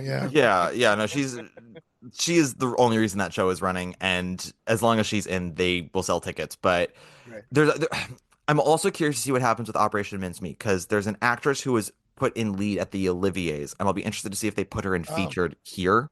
I don't view her as a co-lead at the show. Like, I mean, I think that there are two central characters in Mincemeat, but because everyone plays a million roles, it does feel very much ensemble driven. So we'll see what happens. But I think it's Natasha Hodgson was okay. put in lead at the Olivier's, so she might get put lead here. And I think if she's put lead, I do think she gets forgotten. If she's put in featured, we'll talk about that in a second. Yeah. So we all have Nicole, we all have Audra, we have Jasmine, and then we're all sort of divided on the final two, possible Yeah. final three. And Robin and Caroline in Smash. I don't know who's leading, who's supporting. I don't know what's going on there with From what them. I understand, Robin is the only lead, and that is who the producers are going to put forward. But also like it's like not such a star turn for Robin that she's guaranteed either. I think that the Smash could get in and sort of some below the line stuff. We'll get to that in a second, but Yeah. yeah, and then also like apparently Brooks is kind of weirdly like the lead of that show, from what I hear. I never know with him if he's supporting or not. He's also someone who could, I don't know. I don't know. I don't, like I said, we're in the early stages still. It's hard to see what's going to be put up for what's nominated. Yeah. Let's do actor in a musical now. Great. I have at the tippity toppity, I think we've got four locks here. We have Darren Criss, who I also think could possibly win. Again, he's the male lead of the Best Musical Frontrunner. Yeah. I think his performance is also fantastic. It's not like a super showy performance, but everything he's doing is very specific and intricate and very well done. Tom Francis for Sunset Boulevard, Yeah. Jay Groff for Just in Time, and then Jeremy for Floyd Collins. The fifth slot is tricky. It is That could, tricky because I have the yeah, same four as you, and then my fifth is still. Yep. yeah. Keep going. There could be a world in which Andrew Durand gets in there for Dead Outlaw, Totally. which Totally. if anyone has seen it knows that's hard to necessarily say because the second half of that show he is on He's, stage the entire time, but he's just there. but that could be honorable in and of itself. Absolutely. I And it is incredibly impressive physically what what he he's able does. to do. I know, and I'm telling everyone to run and buy their tickets to the show because I loved it so much downtown, like so much. So. Yeah, I honestly think that is more of competition for maybe Happy Ending than Operation Mincemeat. But yeah, well, yeah. So I think Andrew Durand could be in there. I think David Cummings could be in there for Operation Mincemeat, which you guys are seeing today after we Yep, record this. yep, yep. My hope, my absolute hope, it's not going to happen, but I'm going to keep saying it and hope that it does. Is Gray Henson for Elf? I keep being Oh like, yes, yes, yeah. yes. Wouldn't it be a fucking dream if Elf got in for revival? Wouldn't we love that? It would be great. And holiday shows very rarely, but Christmas Story was nominated for Best Musical and they performed at the Tony Awards. They did that You'll Shoot Your Eye Out number at the Yep. Tonys 6 months later, whatever that was. And so it is possible. And I thought that Elf revival was very good. It was a Yeah. very polished, wonderful revival. And he was great. So I And totally, and that's sort of why I'm like, don't guys, let's not sleep on Elf. Listen, like if we're being pragmatic here, yes, we're kind of it's a pie in the sky dreams. right. But similar to when I talk to people about Gypsy and it's a lot of like underwhelmed reactions, whenever Elf comes up, everyone's like, that was better than it had any right to be. And I imagine enough nominators sitting down and being like, you know what? Floyd Collins underwhelmed me just a little too much, and Elf was kind of super delightful. I'm gonna give the edge to Elf, or like Gray really held that shit together. We haven't nominated him since Mean Girls. Let's fucking give him that blue chip.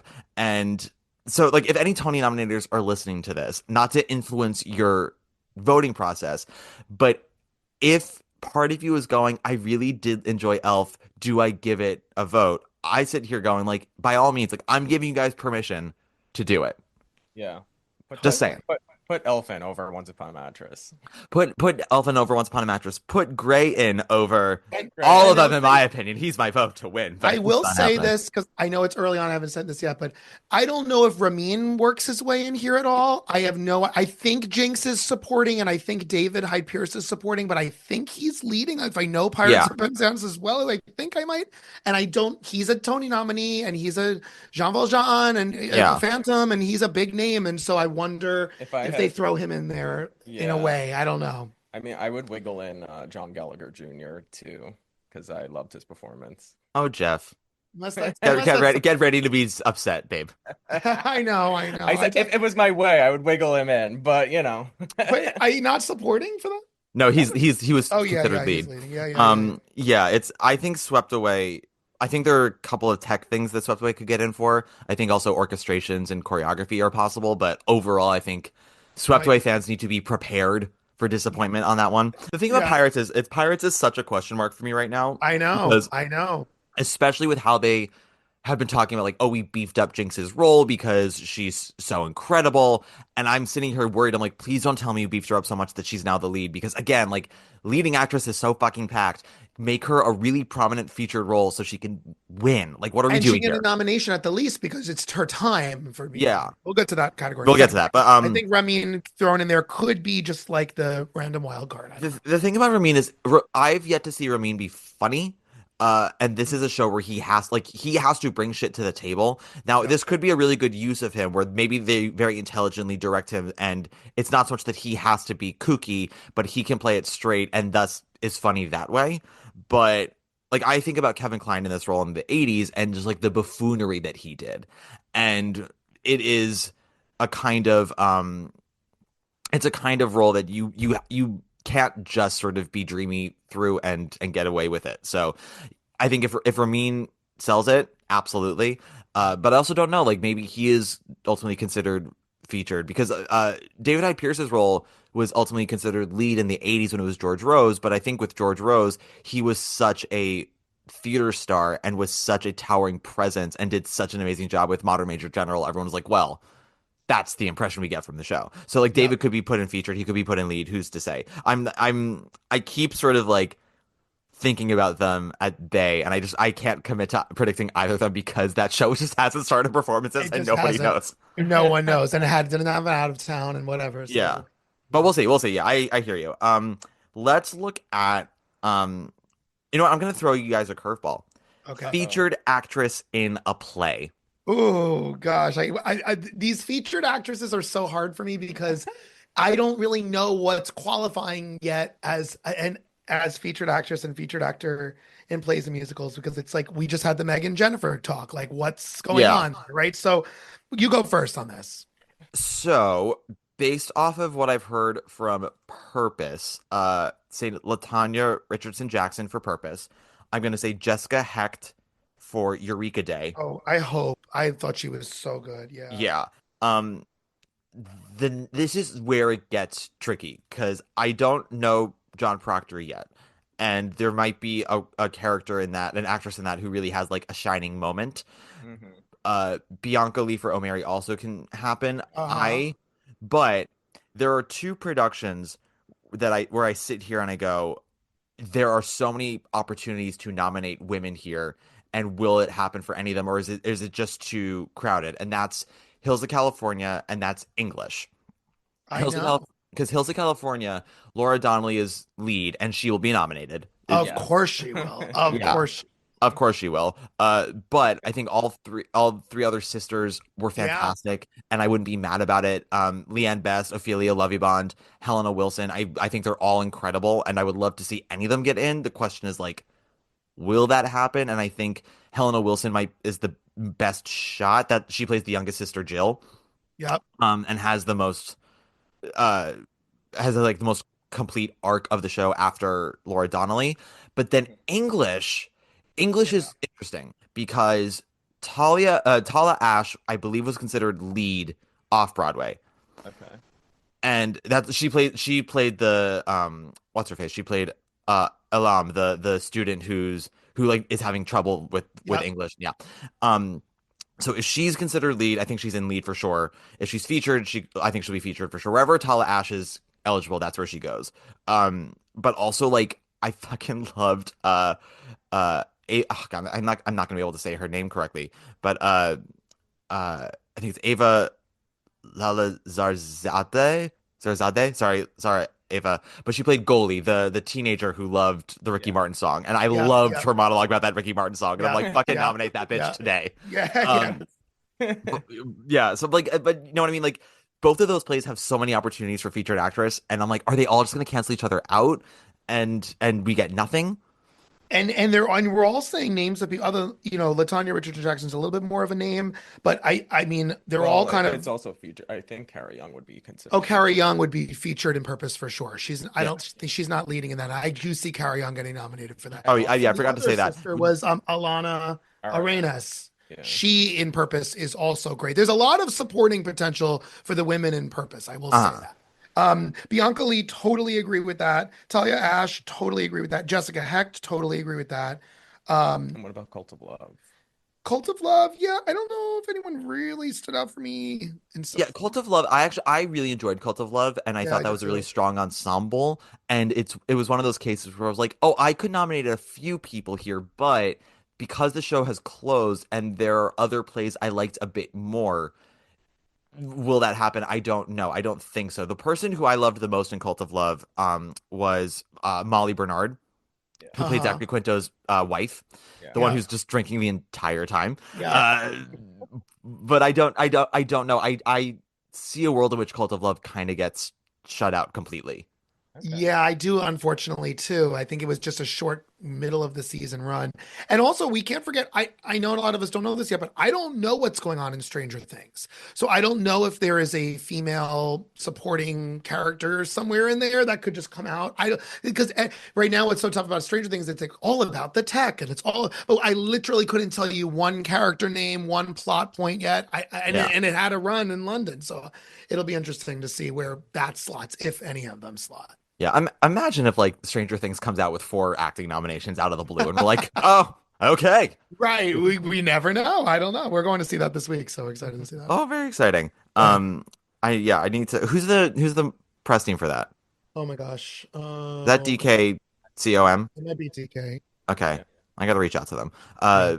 Yeah, it's as We could text. Jeff and Richie and I have all bonded over like scheduling and figuring out like how and when to reach out to all of these Yeah, press and the teams for shows. timing of reaching out and who to reach Our out week to. is insane. We have Mincemeat today, Last 5 Years Tuesday, Stranger Things Wednesday, Boop Thursday. I have a John Proctor Tuesday, Last 5 Years, and Boop on Wednesday. Thursday is Purpose, and then Saturday is Smash. It's Oh my gosh, you're busy too. It's the This April is is our life, y'all. yeah, Yep, this is exactly. how it goes. And Right. listen, as I said on earlier episodes, like this isn't all press tickets. Like some of these are, and some of these are my own Yep, right. Right. tickets. Because not all these shows were offering, so I had to act fast and be like, okay, You have to. I have to like I can't because there were two shows where I had to pay like genuinely big prices to see, otherwise I wasn't going to see them. And we're and then it comes also down to scheduling, like when you can Hmm. get all these in, because obviously you can see them in May. We just like to see as much as we can before the nominations come out, so then I have an idea, like in this podcast world, of what you can talk about. There's always one or two shows we wind up seeing in May just because of scheduling. It's Yeah. impossible almost to get 40, 30 something We shows just see in, it and before the Tonys. before Yeah. the Tonys, right? That's the goal. Yeah, I do try to see everything before nomination day. But yes, as long as I get everything in before the actual Tony Awards, I am good because I do my own fake Tony nominations before the Tony Awards, and I Yeah. can only do that if I've seen everything. So Right. Right. anyway, okay, featured actress. We didn't get much out of featured actress, but Yeah. we talk. didn't. In a way, it's the inverse of featured actress in a musical, where I actually think this category, featured actress in a play, has so many possibilities and like almost absolutely no front runners. But like everyone in here has such potential to get nominated. Whereas featured actress in a musical, let's actually go over to that now. Yeah. I just find that to be such a desert, especially because Yes. there's so many. And last year it potential- wasn't. It was so not a desert last year when you had Shoshana and oh my gosh, who won it? Who won in Hell's Kitchen? Keisha Lewis. Keisha Lewis, So yeah. you had like, I mean, two people from the same show. I mean, 7 women in that category. It was so stacked, and it's interesting. Every year it can be so different. It could be so different. So this year, I'm gonna say that Natalie Venetia Belcon, Jinx Monsoon, I think Natasha Hodgson, yeah, and then Lea Salonga and Bernadette Peters. I'm gonna say all of them are deemed featured. That's that. I'm going to eat my words in about 2 days when I'm sure they announce all of what I said is incorrect. Yeah. And with that in mind, I'm going to say that featured actress in a musical. My predictions with all that is Natalie Venetia Belcon for Buena Vista Social Club, Jinx Monsoon for Pirates, Joy Woods for Gypsy, Natasha Hodgson for Operation Mincemeat, and then Lea Salonga for Old Friends, with the possible asterisk for Bernadette Peters for Old Friends getting in there over Natasha Hodgson or over Joy Woods. And then what's her face from Sunset?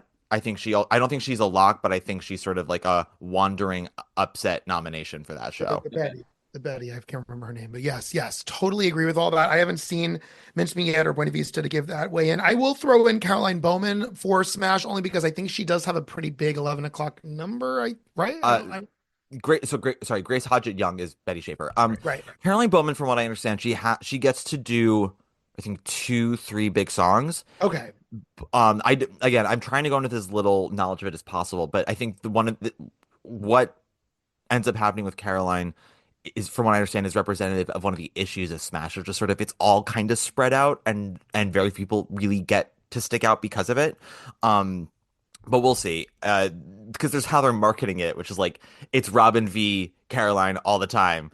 And apparently, even Caroline doesn't get to do "Let Me Be Your Star." Like, someone else gets to do "Let Me Be Your Star." It's like, yeah, it's very scattered. Part of me thinks maybe Bombshell, the Marilyn Monroe musical, should have just been the thing that came. That's but what we keep saying. That's what people keep saying. I'm not sure if I buy that either, because like, Yeah. First of all, if we were to do just like a genuine Bombshell musical, whoever plays Marilyn would be dead by Tuesday, because because it's like the craziest demanding thing. It's the craziest demanding thing of the world. So like, Right. because Shaman and Whitman didn't write it. They claim they wrote it like for a musical to happen, but I hear those songs. I'm like, no, every single song's an 11 o'clock number. Right. Like your actress playing Marilyn is dead by intermission. Like you're killing women with this. Tell me what you guys have. Mostly all the same Yeah. there. I mean, I don't know for some of the later musicals if Floyd Collins, Just in Time, Real Women Have Curves are going to have more featured. I think Real Women Have Curves is probably going to have more featured women potentially could slide in there, but I don't know anything about that show really. So, There was an actress in Real Women Who Have Curves who got nominated out of town in Boston. Let me mhm. find her name. Whoever got nominated in Boston for featured actress in a musical could maybe get nominated here, just because there's a precedent. Someone saw her performance and said you, and maybe someone will say the same thing here. And the other thing about and the thing with Joy Woods and Gypsy is it's a clear slot. I mean, Laura Benanti was nominated and then won for it. To me, I'm not trying to compare Laura and Joy, but no one does that. It is very hard. Patty and Audra is another conversation, but to know what Laura did in that role and to see it and to have been blown away, but I don't think Joy hit that in this performance. We saw it pretty early on, so maybe she's grown into the role more. I wasn't a huge Joy Woods fan of Gypsy, but I'm sure she'll still be It nominated. was good. Yeah, that's the thing is like I'm not a champion of this production in general, including most of the performances in it.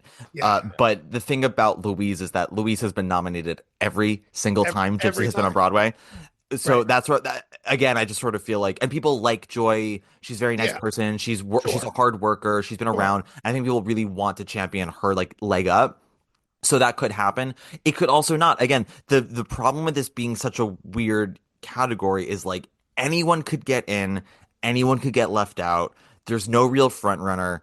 So anyone who you thought might have been a lot could absolutely fall by the wayside. It's absolutely possible. And this is to say there are like two or three women from fucking Wonderful World who I would love to see in here, and it's not going to happen. And it's not gonna. I Or know, like, or even Nikki Renee Daniels or someone like that. But I don't think that's really again. I don't No. think that's really happening here. If I were if gonna I just had say to stick my neck out for anyone in Mattress, it would be Michael Urie in featured actor. We just talked about that recently. I said because he was so funny in that role. Yeah, I he was for me was the MVP of that production. Yeah, yeah, And he could get in for featured actor. Actually, let's do featured actor of a musical, and then let's move on to great. a break and then finish this thing out. But Sure. featured actor in a musical, I currently have at the top two, Jack Malone for Operation Mincemeat. You guys will see Jack in Mincemeat today. Jack has the big song of that show, and I think, in my opinion, does the best job of grounded work with high functioning comedy. Cool. Something that I had issues with Mincemeat is kind of a tonal whiplash about it. But I think Jack is able to marry the two in the way where you're like, oh, this is what the show should be the entire time. Yeah. David Thaxton for Sunset Boulevard, Oh yeah. Danny Burstein for Gypsy. Again, I'm not in love with his performance, but everyone loves Danny. Herbie gets nominated most of the time. Right. After that, it gets a little weird, and that's where I think possibly Tom Sesma for Dead Outlaw, he has like the last big number of the show, Does. and we love Tom. I think Tom's Right. awesome. Yeah. I'm hearing a lot of really great shit about Taylor Trench and Floyd Collins. I Okay. hear that he kind of steals it. I'm also interested about David Hyde Pierce in Pirates, or maybe our beloved Michael Urie does finally get that nomination for Once Upon a Right. Mattress. Right.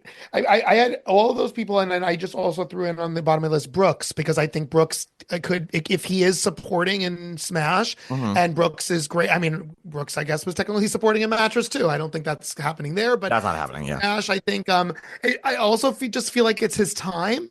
Mhm. Maybe not a win yet right now, but to give him another nomination, I think is maybe time for Brooks. He Yeah. was pretty good, I thought, in the prom, and I think he's working his way to some more nominations. So all the others I totally see. In terms of winning, I don't know. I mean, it could be David, it could be Danny, it could be David Thaxton. I mean, Danny, I actually did like Danny and Gypsy, although again, not to compare it to Boyd Gaines, but to Mm. me, and the one thing I'll say about Gypsy, and we don't have to keep talking about Gypsy, it is very, very, very, very, very hard for me to get the 2008 revival out of my head. And I mean, we were talking Mhm. about this, and I know. So when I see these other roles, I'm like, maybe when I'm 80 years old and there's like the 18th Gypsy revival, I'll finally Yeah. like, I don't know. But yes, Danny, sure, Michael, David, all these people make sense in that yeah, category. there's not really many more in there. Maybe Chris Sieber. Oh yeah. People keep bringing up Chris Sieber and Death Becomes Her, and I'm like, I feel like we're just sort of saying that because we all like Chris and we all had a fun enough time at Death Becomes Her, but he really has nothing to do. Yeah, and And his song it's is not even like that great. No, yeah. Yeah, the biggest joke of the song comes from the set and not from him or the material. There's someone else. Oh, there's a possibility for someone from Buena Vista Social Club getting Okay. in there, but like that's kind of I feel like that would be an Elizabeth Davis in one situation where it's like, oh, you're the like representative for the male actors of Buena Vista Social Club. Congrats, like they picked you. But I don't think it's necessarily anyone who will win. Yeah, they're swept away boys. Yeah, I mean, listen, if I had my way, I would put in Stark Sands for Swept Away, Oh but yeah. yeah, like maybe I'll do an episode after the nominations come out of like who would have been my nominees of like Yeah. like if I had my way and I didn't worry about this shit, like what would I do? But And going back really quick to the featured actress in a musical, I don't know if Michelle Williams, because she's a star name. I mean, it doesn't make it. No, I know. nope. No, listen, I don't think she's the strongest part of that show at all. But I'm just saying we have another pop star here. I don't know. Because I think she was on Kelly Clarkson or one of the shows, and they're like, you could be nominated for this. And she was like, yeah. And I was She like, has, wait, like, why one are we moment, and it talking was, about like, their But I think because it's this pops, I don't know. But then again, Jennifer Hudson didn't get nominated for Color They're Purple, not- yeah. right? And They're not nominated. so Michelle I mean, they don't pop stars don't always get the nomination, but If they're not nominating Jennifer Hudson in Color Purple, which granted, I agree with that no nomination, but like a better performance with better material, they're not nominating Michelle No, Williams. right, They I might know. nominate I'm her just saying, shoes for Best nothing Supporting Actress for surprises- supporting her on that stage. nothing surprises me at all. There, out of all these nominations, there's going to be one that's like, what? Like, Oh, you know yeah. that. So like, that could be the one. Who knows? Oh yeah, every year there's like at least 5 nominations where we go, excuse you? Yeah, like, where did that come from? Who's the son in Redwood? Zachary Noah Pizer. Yeah, he's great. I mean, if there was anything redeeming in that show, it was him Right. at the end. Yeah, Yeah. that last song. Maybe Right. words. That could be a surprise. I know a lot of people felt the same way where they're like that song was the best song in the show, and I agree. My issue with that song is it also is in one of my least favorite scenes of the show, which is when she and he like have that reconcile Right. moment.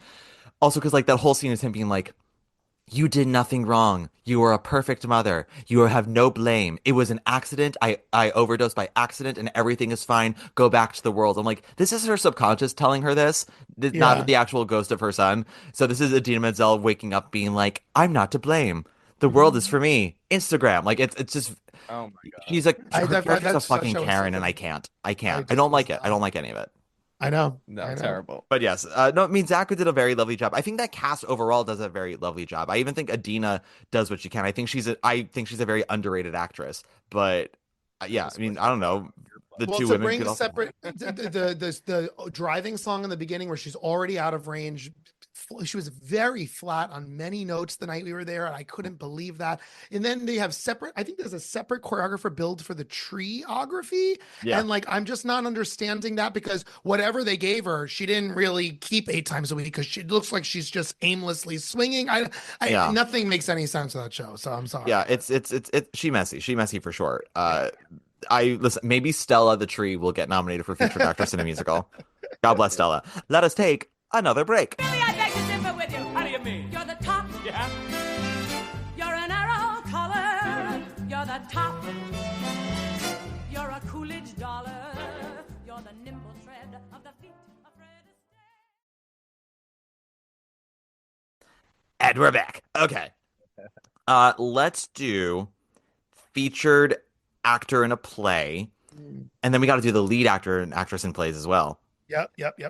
Featured actor in a play. The only things I have right now are Conrad Ricamora for O'Mary. I'm throwing it out there because I want it to happen. Francis Jew for Yellowface. Oh, And then I'm hearing really amazing things about Burr and Odenkirk for Glengarry Glen Ross. I hear that they are giving the most memorable and defined performances in that, and I think they'll probably come in. And then I have no idea for a fifth, so I look to you too. I love Francis. I did not have it for Yellowface, and I love that idea, and I think that would be wonderful. And the Glengarry guys, yes, there's a lot. It's the big male heavy show with a ton of supporting. That so I haven't seen it yet, but somewhere in there, of course, there's nominations. And then yes, Conrad makes complete sense for me for O'Mary. I totally agree with For that too. featured, and then Oh, the lead, lead Harry Lennox would probably be featured in Purpose. purpose. Yeah. Yeah. Well, there would be Or the could lead, Glenn- could the lead guy, the narrator be lead? Well, probably lead, I but guess I'm he's lead. talking, well, for featured right now, Glenn, Glenn. the other son. Yeah, there's the son and the father in that play. They That could, probably could get in there if there's not a ton of competition with anything else. What about I the know. Holy Ghost? You guys said the Father, the Son, and I'm like, Oh is there a yeah. Holy Ghost on purpose? I thought, Yeah, right. I don't know. I don't. Oh, again, Stranger Things. I don't know. There could yeah. be someone doing something there.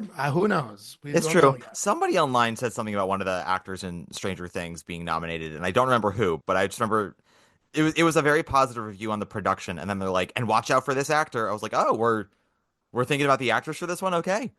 Yeah, Or yeah, what about from like would Zachary Quinto or some of the other guys yeah. in Cult of Love? Maybe. I Maybe. think I think if there's any actor from Cult of Love, it will be Zach. But again, it's sort of I see a world in which Cult of Love goose eggs on nomination morning, and if it does get nominated for anything, I think Zach and probably Mayor Winningham of all the people, because like the Tonys love to nominate Mayor Winningham. I know, and I don't, and I like Mare, but I don't know what she was doing in Cult of Love that was nomination worthy. She was just like the mom that was trying to ringlead her family, but she didn't seem to have like a moment for me. But No, no, but that also doesn't mean anything anymore. That's just right, sometimes they're just like, but it's Mayor. So right, yeah. right. Yeah, I mean, I still have, when I see Purpose, I'll have a better idea. When I see John Proctor as the villain, I'll have a better idea. But I Yep. feel good about Burr Odenkirk and Rick Amora. After that, it's possibly Kieran Culkin, unless they deem him lead. But that role's never been considered lead in the past. It would just be because Kieran is now an Oscar Emmy Right, winner, right. and And could get yeah, a Tony. Well, what does he have a better chance of a Tony maybe supporting? I don't know. I really do want Francis Chu to get in there for Yellowface, and I think it could happen, Yeah, especially if agreed. Yellowface gets a revival nomination. I hope enough nominators go, and yeah, he was great in that, and let's do it. Lead actor in a play. I think Okay. we have two full-blown locks here. Cole Escola for O'Mary, who's just Cole is winning, especially because Cole Conrad and James Scully are coming back at the end of April, I believe, to play out through the Tonys. Yep. So Yep. Yep. easy peasy. And then I think Jake Gyllenhaal for Othello is also a lock now. Even though critics that didn't love it all say like he's the thing in the show to see. After that, it gets a little tricky. Because there could be space for Denzel, there could be space for George Clooney. This could also be where Robert Downey Jr. gets Right. nominated. Right. Because I think that McNeil will be nominated for things like set and sound, Yep. but I think enough people will have been positive on McNeil, like Richie here, that they'll go, I'm trying to be a little optimistic Well, about it. I'm not hearing great things about George Clooney, but I think that Robert Downey was pretty great in the show. yeah, I think with George, what everyone is saying is that like he's not bad. It's just not a performance where you go, oh my God, what a debut. And people found Robert Downey Jr. to be a charming enough presence in McNeil, even if they didn't like the play. So I think that could happen. And it becomes with Hollywood stars making Broadway debuts. I feel like it's a lose-lose situation. If you nominate them, people are like, oh, well, they just got nominated because they're a star. And if you don't nominate them, it's like they're not welcome on Broadway. You didn't Yeah. welcome George Clooney with open arms. And it's like lose-lose. So at this point, I mean, I had Robert Downey Jr., George Clooney, Cole Escola, and Cole winning makes complete sense to me. Assuming Cole is going in this category. Yes, Cole said so. The one thing about the Tonys that I like that they're doing, because people ask about gender with this stuff, is Yep. well, how do you determine it? And the Tony nominating committee now goes to the performer and says, where would you like to be considered? Ah, And Cole said, I would like to be put in lead actor. okay. And so that's where they're Yep. being nominated. Yep. Yep. And so that makes sense. And Cole should totally win it. Also, Jake and Denzel in there. Yeah. I think it would be one of them. I don't know. But Yeah, I think Jake is for sure. Denzel could happen. I think Robert Downey Jr. is more likely than Denzel. The three that I would like us to acknowledge, two of whom I would like to have in there, but we'll see. Daniel Day Kim for Yellowface, Kit Mhm. Connor for Romeo and Juliet, Yeah. and then I think we shouldn't sleep on the possibility of Jim Parsons getting in for Our Town. Not because I liked Jim Parsons, Yeah. but because I think enough people will be up on that Our Town that if Our Town gets a revival nomination, I see Parsons getting in for actor. Now, again, I don't want it to happen. I did not like Jim in the show, but Jim finally kind of broke through with Mother Play last year, and it's sort of like, oh well, now he's the dam is broken, and people will Right. not be so skeptical about nominating him these days. Well, I think the lead in Purpose is going to actually get nominated. Is there a male lead in Purpose? It's not. Yes, he's the Which is narrator. John Michael Hill. I think he will get nominated for leading, definitely. Okay, great. Then replace Jim Parsons and put him in there. Right. I think that Yeah. makes more But sense. also, what yeah. about what was it? Or for what was it? From Job? What was Oh, Job. Peter Friedman. Yeah, it could. it also? Yeah, so that's We the didn't thing. talk about Sydney in that either. And I mean, Did we? Well, as we Oh, go to we're getting leading there, actress in the right. play, yes, I think Peter has a chance, but as we go into leading actress of the play, I think Sydney has the better chance. okay. Yeah. She had more to do maybe in the play. More to do, and she has a slightly weaker field to compete in. Because I think so for lead actress in the play, as far as I understand it, the people who are eligible are Sarah Snook, Laura Donnelly, Sydney Lemon, Mia Farrow, Patti LuPone, Rachel Zegler, Juliana Margulies, and then possibly Tala Ash or Tala Ash, however you say her name, for English. Yeah. And if that's the case, like we still haven't hit 9 contenders. And I don't know if Stranger Things has a leading actress contender. I don't know if Sadie Sink is going to be considered the lead of John Proctor as the villain, but we're already we're slightly bumping up to 9, but not even then because there's no lead actress for Eureka Day. There's no lead actress for Cult of Love. Right. And to me, I mean, I agree with all those. I think Sydney getting in there makes sense. It's if the Pictures of Dorian Gray was not on Broadway, it would be Laura Donnelly's win. And now it's clearly, in my opinion, Sarah Snook's win. Yes. So at this point, it's not even close to me, I think. And Laura, it should have been Laura, but Laura will obviously be nominated, but I think it's Sarah taking it by a landslide. Yeah, I think it helps that Sarah's show is running, Yep. recently Yep. opened. So Yep. again, the recency bias of it all, and similar to Prima Facie or Fasci, Jodie Comer. the show is centered around Sarah. The Yep. thing about Dorian Gray is it is such an impressive achievement, and how they use Sarah is really impressive. There's a lot of pre-record with Sarah in the show, There is. and so I can if Laura is able to quote unquote steal any votes, it'll be people who liked that play and also were like, and she didn't have pre-recorded segments like Sarah did. Right. But no, I think Sarah is ultimately she's doing just so much that Yeah. I think it's undeniable, and I think Sarah's winning. Yep. But yeah, I think Sarah and Laura are just like our 2 locks, and then I could see Sydney getting in there for sure. And then like probably Mia Farrow for The Roommate, who people really enjoyed. I did not like that play at all, but I thought didn't either. Yeah. I thought Mia did a nice enough job. And then if Sadie Sink is considered the lead of Sure. John Proctor, she could get in there too. I could Yeah. see that. Yeah. I don't know if she's top billed or not, but Yeah, I don't have many different opinions in this category. Well then, fuck my drag and call me a bitch. Maybe Rachel Zegler. No, Yeah, maybe. girl, no. Yeah, It's just like let the girl rest, let her sleep, let her go on vacation, Yeah. don't Right. make her go to the Tonys, Right. have her prepare for Evita, and like let's call it a day. Right. Let's go to What is left? we've got score, book, director. I wanted to do choreography, we may not have time for it, but score. I think we have 3 locks here, which are maybe Happy Ending, Mincemeat, and Dead Outlaw. After that, it gets a little trickier because Buena Vista Social Club isn't eligible. I don't think Smash is going to be eligible. Oh, This because it's mostly written for TV. Yeah. Right. This Right. leaves us with Boob, Death Becomes Her, Redwood. This leaves us with Real Women Have Curves. It leaves us with the musical scores for things like Stranger Things and for Good Night and Good Luck, and like just plays. But and also Tammy Faye. Never forget Tammy Faye.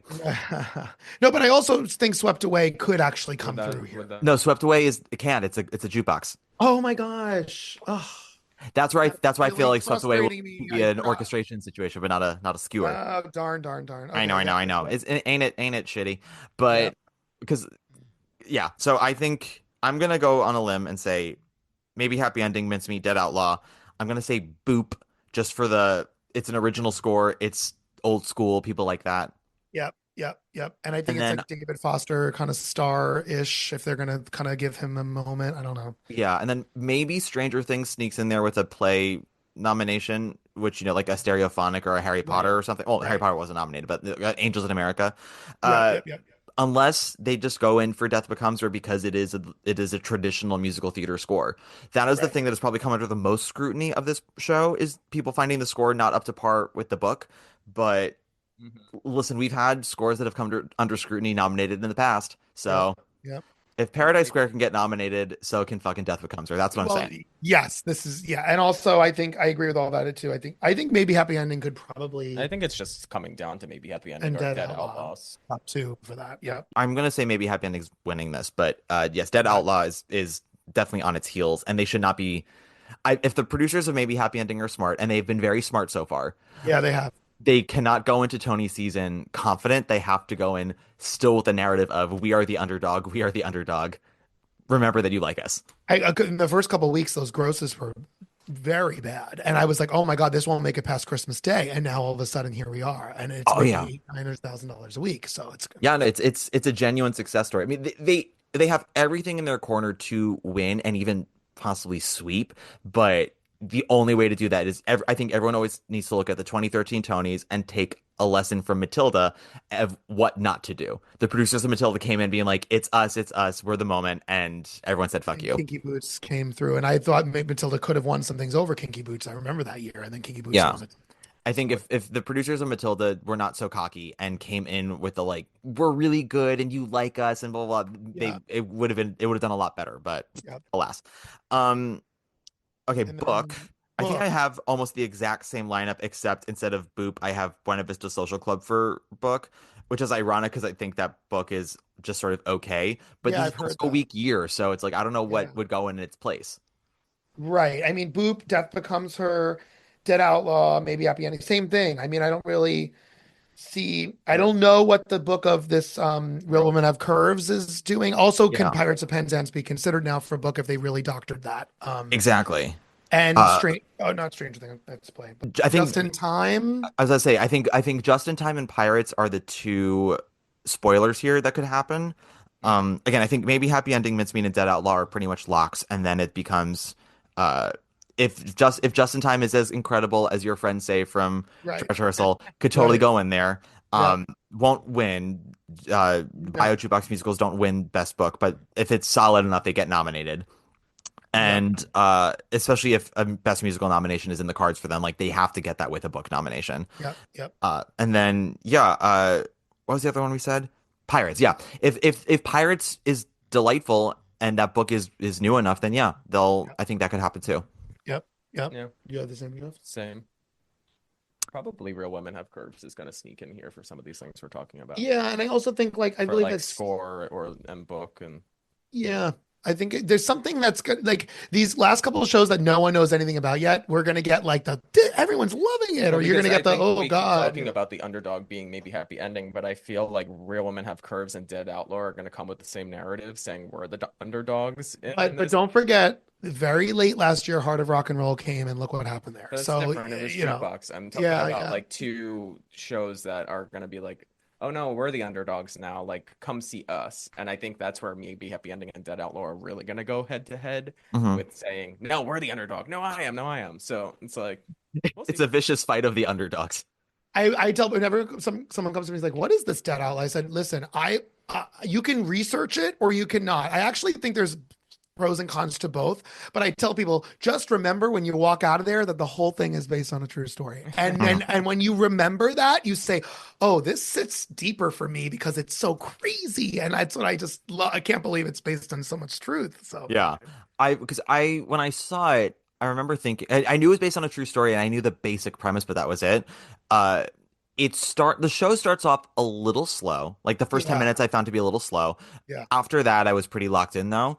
But also I just feel that way about so many shows now. It's hard for many shows to lock me in. Even maybe Happy Ending, I loved the beginning and then it took a minute when the plot yeah. started going for me to get back on board, but like yeah, I think if you can withstand 10 minutes of just sort of like okay, I gotta pay attention, then you get rewarded with an hour and 40 of entertainment and Which is why, like, musicals, I don't know. It's different. Like you look at so many huge hit musicals, the opening number is usually a big deal. Cats, look at that opening number. I mean, you think of some big shows that have huge, even Wicked. I mean, like the big Uh-huh. opening numbers grab you in the beginning.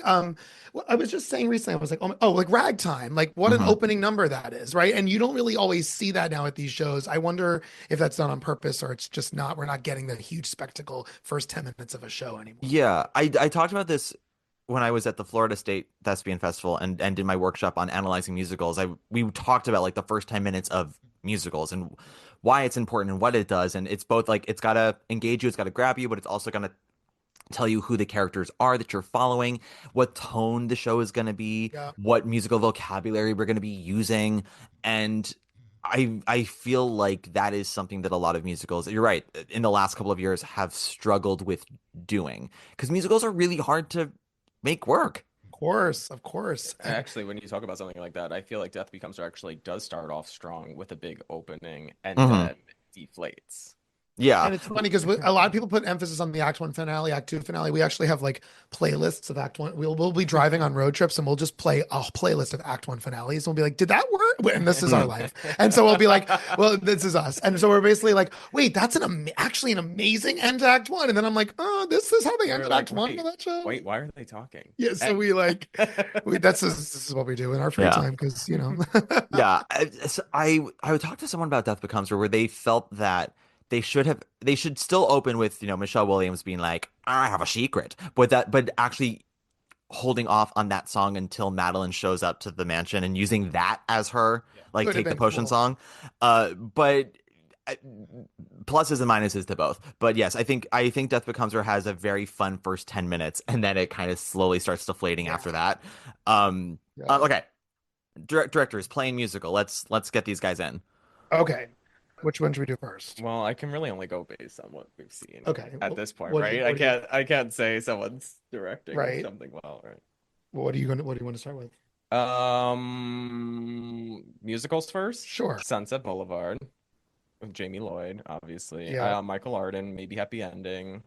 Um, I had those two, and I also will throw Alex Timbers in for Just in Time because I think that what I'm hearing, again, don't know yet, but I think it makes a very immersive experience. So I think that'll make sense. And also David Cromer, Dead Outlaw, Mhm. just Yeah, that that one makes we could complete say, sense to David me. Yeah. Cromer. Maybe Michael Mayer for Swept Away. Nope. Stop it.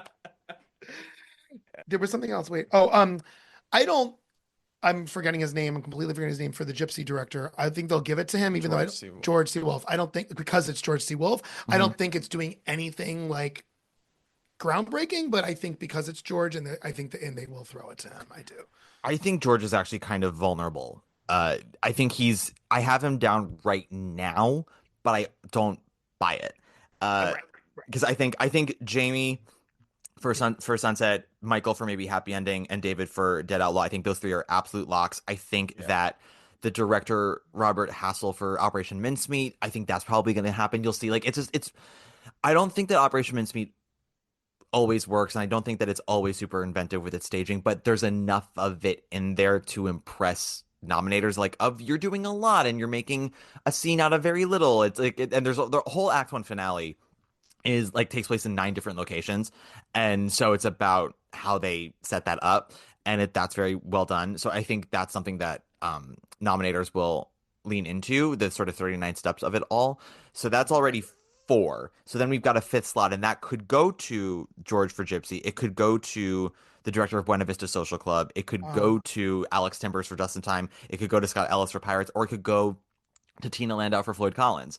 And it could go to Sergio Trullo for Real Women of Curves because he's I don't know what he's doing with it. It could be more choreo. Same thing with Jerry Mitchell. Is it more choreo for Boop or over direction? Because they're the same person doing both. I don't know. I think Boop and Real Women really have to land hard with Tony nominators for them to get in there. Because I do think we have a little bit more time, but like I think Boop is and Buena Vista Social Club are like absolute locks for choreography, and I think that Buena Vista Social Club has probably a better shot at director over something like Boop, because with Boop, it's choreo. it's all about the glamour, it's about the spectacle, and it has to really be right and tight for it to get nominated for things like book and director. Right. Because if when you're going for musical comedy, traditional theater stuff, especially now, you have to be so precise and good at it for it Mm. to get acknowledged in the categories you want it to get acknowledged in. Like I've said I found Some Like It Hot to be somewhat underwhelming, but that worked for enough people. We're like, this is a big musical comedy, but they do a really fascinating thing with it, and it's so on the on point that it all works. And that is an example of that kind of show getting recognized. But Boop or like Smash or Death Becomes Her, you, nominators have to really think highly of the show in order for that to come in. And speaking of Smash, it's just a shame what's happening with Susan Stroman lately because what a grand slam producers was for her. And Yeah. then to see New York kind of failing here, to see this kind of getting mixed thoughts. And I'm so sorry, Susan Stroman. So I don't know what's going on there. I just don't. I would love to find. And then she did Left on 10th. And I'm like, what's going on here? I just don't understand. This is the Susan Stroman. I don't know. I don't get it. I don't know. What I don't understand is why. I guess I understand why Josh Borghesi's choreographing Smash because he did the TV show. But I was like, oh, Stroh's not choreographing it Right, right. because Like you hire her for that. and people will argue with the producers. People have argued with me. Well, it's Mel on the producer. It's Yeah, not and Susan. and Susan just kind of it's the carried. material that you Susan carried Mel's work. I mean, yeah, that's really was all Mel Brooks. and I mean, who's to and say? also Susan's husband Mike had sort of helped shape that musical before he passed. Right. But Susan has done some great directing work. I thought her work on Contact was brilliant. I loved what she did with Scottsboro Boys, and even I thought I saw her Music Man in 2000. I thought that was super delightful. Like she has taste, she has Of course. creativity and inventiveness, but yeah, like it's the 2000s has not been her era because I it's know. New York, it's Left on 10th, it's Smash. I did not enjoy POTUS. I thought POTUS was a fun time, but not a good time. Mhm. Young Frankenstein I thought was a miss, and I was at opening night of Big Fish. I thought that was a miss. Didn't see Thou Yeah. Shalt Not, but everyone talks about what a giant bomb that was. Yeah. I don't know. I don't know if she's I don't it's possible that she is unable to identify material in workshops of what's going to work or not, Right. and she might be one of those people with like luck of the draw. With good material she can sell it, with bad material she can't lift it. Yeah. Yeah. But I don't know because there are plenty of directors like that where it's they do a good job of not fucking up good material, but they can't elevate bad. Yeah. And that's something that I think actually Alex Timbers is good at. Is I think Alex Timbers is very good at elevating mediocre material.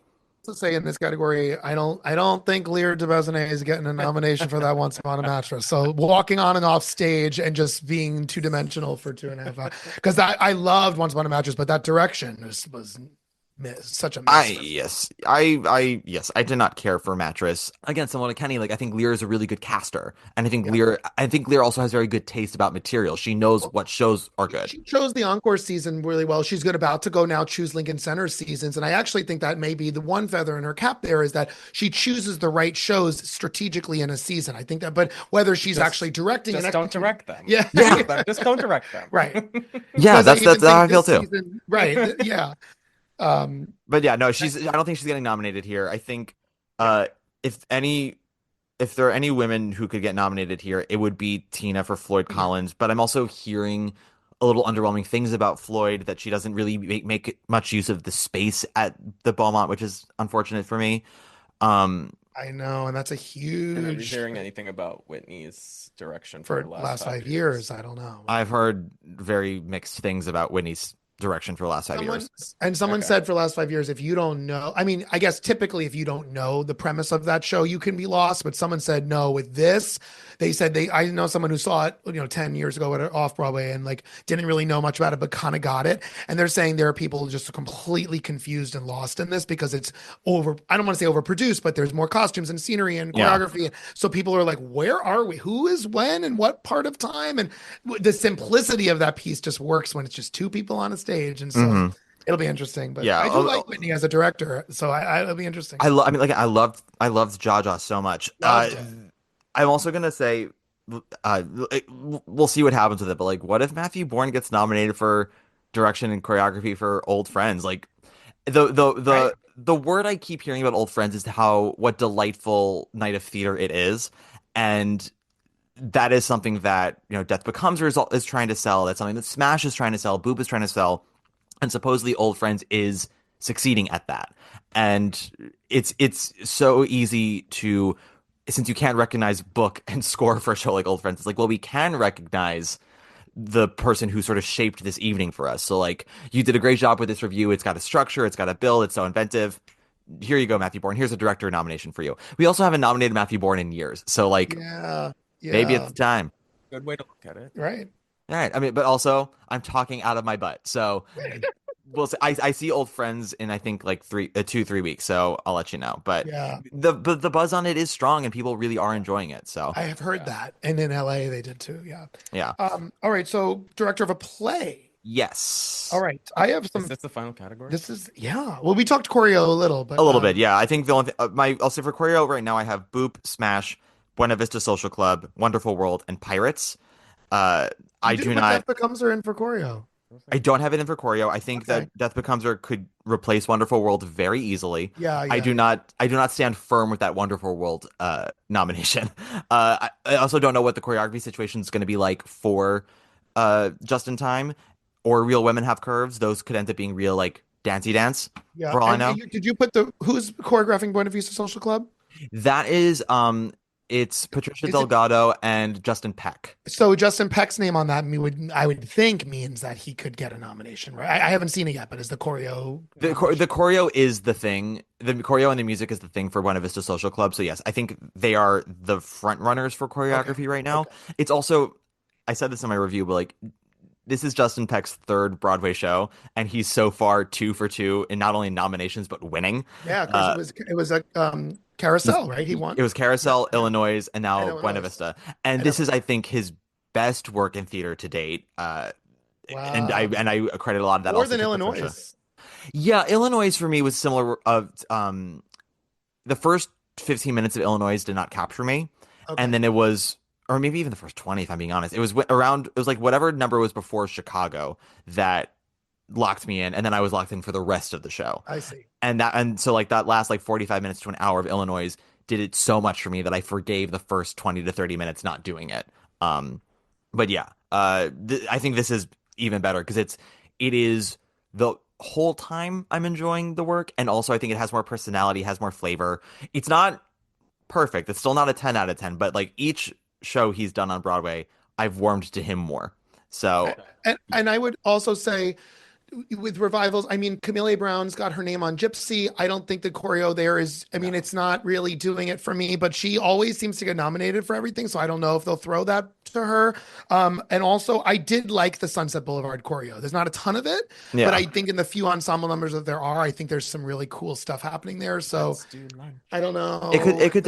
I can see either revival getting nominated. I don't think either one is a lock, but yes, I'm not throwing shade your way like I did Jeff with Michael Mayer and Swept Away. Although choreography for Swept Away could happen. There we go. I mean, There okay, we that's the one where go. you'll put a nomination. Yeah. That shipwrecked, baby, when they were Yeah, I mean, shipwrecking. Come on. The shipwrecking Will, was shipwrecking. Will Stranger Things have choreo in it? I don't know. We don't know. This could be a Harry Potter sitch, right? Right. Yeah. Right. Like, what do they classify as? And also the choreographers who just won for The Outsiders are choreographing the last 5 years. Am I right with that? I'm pretty I sure. think so. And so when I saw their names, I think it's a duo. When I saw their names on Last 5 Years, I'm like, oh, are we getting like really inventive, out of the box kind of process here? Because they just literally won a choreo Tony Award last year for Outsiders, and now they're on Last 5 Years. So I don't know. they were nominated. They didn't win for Outsiders because Oh. Justin Peck won for Illinois. Oh my gosh. Okay. So But yes, no, the Cooperman brothers. right. So I was yes. like, okay, I loved the Outsiders choreo, so it'll be interesting. As do I. Yeah. Imagine if they are listed as choreographers, and then we all go see it, and we're like, oh, the 10 seconds of the next 10 minutes where they dance, like that's what they're credited for. Who knows, right? Yeah. Okay, directors of a play. This is what I think. I do think that Sam Mendes for Hills of California will be a nominee. Okay. I do think that I think they're going to throw Kenny something. I just think they are. I don't know if it's Othello or Our Town. I just think they're going to throw Kenny Leon something. Also, I'm sure the Stranger Things director is going to get a nomination. I don't remember who that person's name is because I it's think so. it's Stephen Daldry. Oh, Stephen Daldry, right. So that kind of makes sense to me. Also, Felicia Rashad for Purpose will be a nomination. I do think that she does some cool stuff with Purpose. Nothing groundbreaking, but I think that she led that ensemble pretty well. Mhm. I'm probably missing one or two people, but that's You're missing Sam Pinkleton for. for Owl Mary. Mary. Correct. Right. Yeah. There we go. Do you Yep. think that's gonna happen? Oh, I think so. I think if Oh Mary's got such a lock for play, they will nominate Sam Pinkleton for director. I think you kind of have to. Like hand in Uh, hand.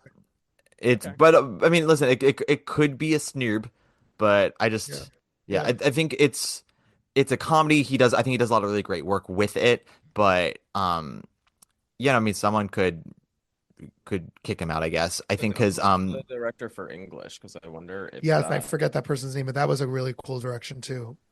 very very nuanced and intimate work on English, which I very much enjoyed. I think uh we could have so I think that Sam Mendes is a possibility. I don't know if I think Sam is a lock just yet. I think Felicia for Rashad for Purpose is a lock.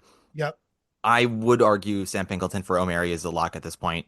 Kip Williams for Dorian Gray is possible. Oh, It's yes, I yes, did I like yes. wonder if because again, it's so impressive what they do, but then the question is it going to be Sarah and all the tech categories, and then they don't nominate direction, especially when Right. you have things like Stephen Daldry for Stranger Things doing also really huge work.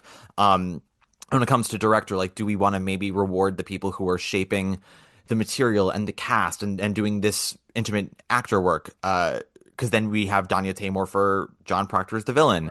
And isn't Uh, David Cromer also on? Is it Glengarry? Glengarry. no, David And Cromer is Good oh Night no, and Good Good Night and Luck. Good Luck. Good And night and good luck. Glengarry is Patrick Marber. oh Patrick who just did Tammy Faye. No, that's Patrick Marber did Leopoldstadt. The Oh, Leopold. Who did? Tammy Who Faye did? was I think Rupert Gould. Oh, Rupert Gould. Yeah, Right. yeah, There's yeah, I'm back to way musical. too many Sorry, shows. but yes, David Cromer is up for two potentials this year. Yeah, he's I think yeah.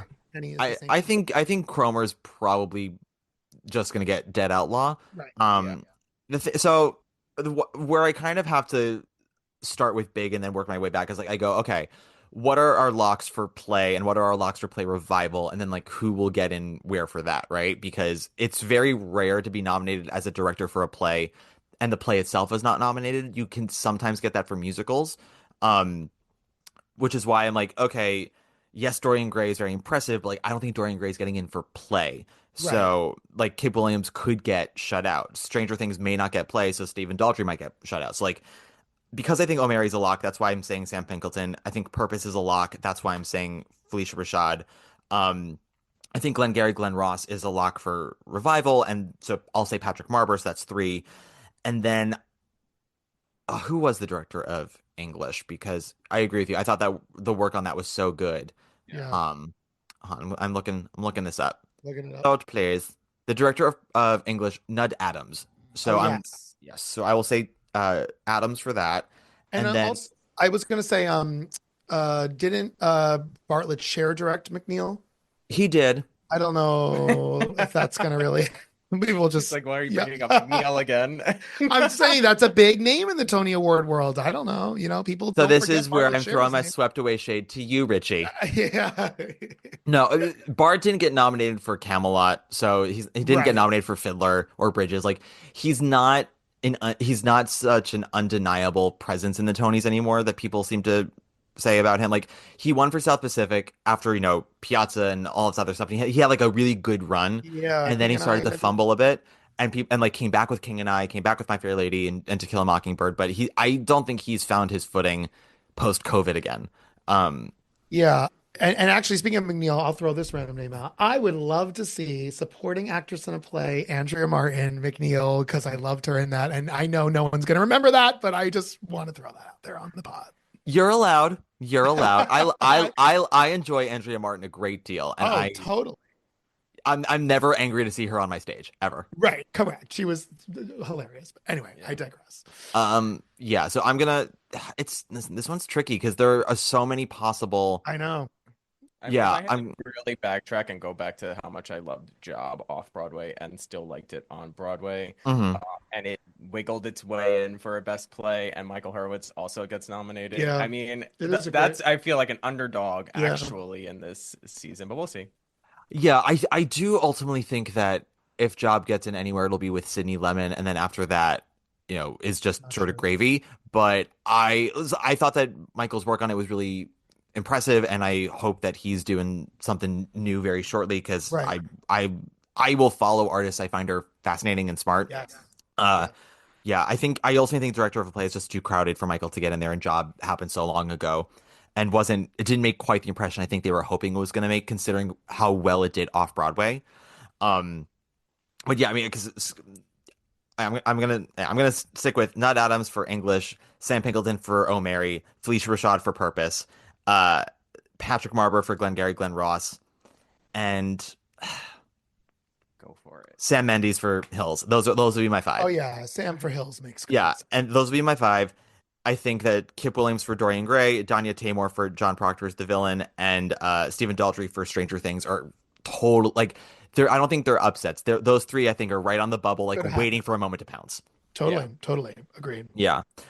Okay. I think that's what Wow, we got. We we we got did a a lot lot of. and we didn't do any of the tech stuff, but it's all Yeah, good. that's okay. That could be a whole nother day and another time. And like it's so funny because in like 2 weeks, like half of this could completely change.